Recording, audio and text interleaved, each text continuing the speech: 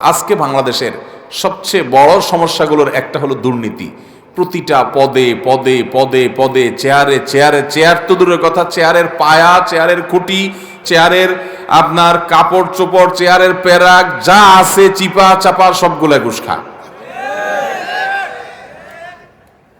একটা টিকিট কিনতে যাবেন ট্রেনের, নাই, কালোবাজারি হয়ে গেছে, ঠিক না ভাই? ঠিক।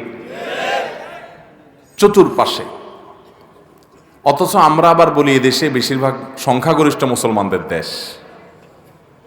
তাহলে যত দুই নম্বরই কাজ করে এগুলো সব বেশিরভাগ মুসলমান না? কারণ বেশিরভাগ মানুষই তো মুসলমান, নামে মুসলমান। এর নামে মুসলমানের জন্য আল্লাহ জান্নাত তৈরি। অতএব হারাম ছাড়বো তো ইনশাআল্লাহ।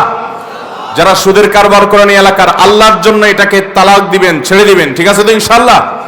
এবং হালালে চলে আসবেন। কার জন্য করবেন?